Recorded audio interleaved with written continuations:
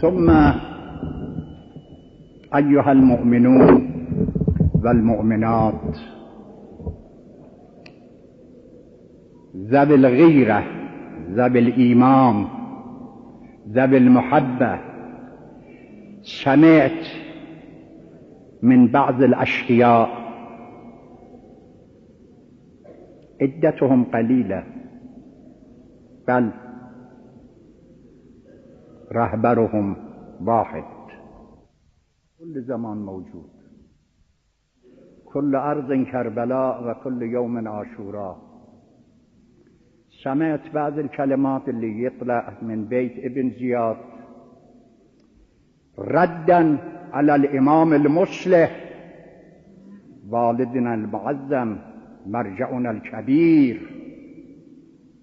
ما هذا التجاسر على الرجل الذي خضع له الرقاب من الجماعة ومن غير الجماعة، حتى من إخواننا أهل السنة خضعوا الرقاب لهذا الرجل، لأنه هو نائب لصاحب العصر والزمان، كان نائبا لإمامنا الحجة قريب 40 سنة، وكان مرجعا للعرب والعجم والترك، وطبع رسالته مرات ونشر بين المؤمنين والمؤمنات. ما هذا التجاسر من هذا المجنون؟ لا يتجاسر على هذا الرجل العالمي إلا مجنون أو كافر. الكفر على أقسام، صلوا على النبي.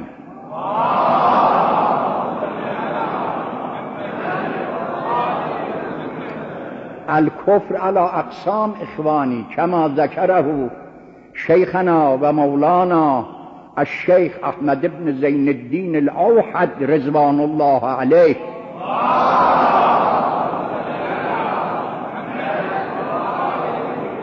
في كتابه شرح زيارة الجامعة الكبيرة قال رضوان الله عليه: الكفر على أقسام، كفر بالله، اللي يكفر بالله هذا كافر، وكذلك الكفر بأهل البيت سلام الله عليهم أجمعين، وكذلك الكفر بالنواب الحجة، بمراجعنا، بعلمائنا الذين يحملون راية صاحب العصر والزمان أرواحنا فداه.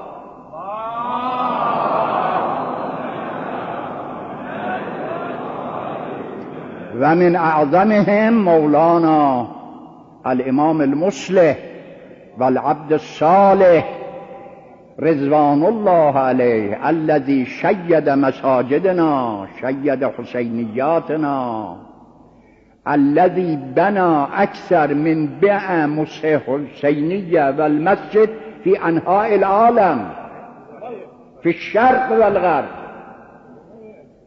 وتوفى وليس له من مال الدنيا إلا لباسه بس.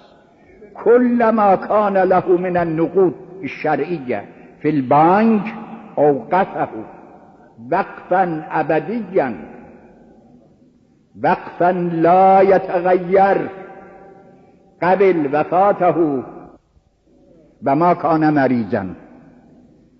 من رأى المولى المصلح في حال المرض؟ من ينسب إليه المرض إلا الكذاب؟ المولى توفى بكيفية مفجعة، بلا مرض بلا تعب، حتى آخر يوم اللي هاجر وهجر الكويت العزيزة أنا كنت مريض، كنت في المستشفى، اجى عندي وصافحني وقبلت يده وقبلني وقال: ابني أنا أروح. قلت: مولاي، شهر رمضان، الجماعة ينتظرون بأن يقبلون أياديك في عيد الفطر، مشتاقون لك كيف تروح في وسط الشهر إلى الآن ما سافرت في شهر رمضان سيدي شنو هذا السفر؟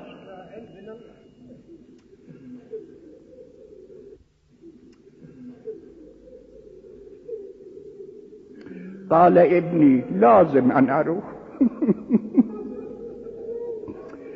واجب أن أغادر الكويت لأنه هو رضوان الله عليه بإلهام من الله تبارك وتعالى توجه إلى إيران يعني إلى مدفنه لأن مقبرتنا في بهشت زهراء في جنة الزهراء.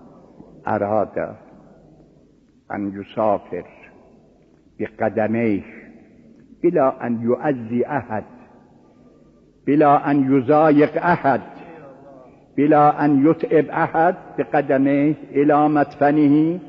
وفي ليلة وصوله من الكرامات، أنا ما أقول من المعاجز لأن المعجزة مخصوص للأنبياء والأولياء، وأما هذه الأمور كرامات لعلمائنا، كرامات عظيمة. لما وصل إلى طهران جمع أولاده وبناته وأحفاده كلهم وودعهم وداعا أبديا. ثم في تلك الليلة يعني ليلة 16 من شهر رمضان قام بصلاة الليل ثم صلاة الفجر ثم الانتقال إلى جنات النعيم. صلوات على محمد.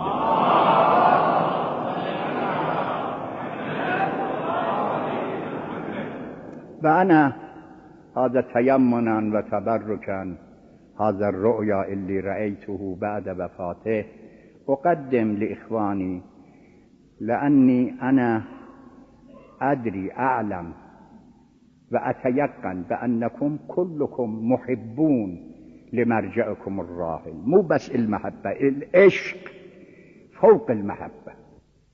قلوبكم مليئة من محبته وبلدتنا مليئة من آثاره، وهذا المسجد من آثاره رضوان الله عليه.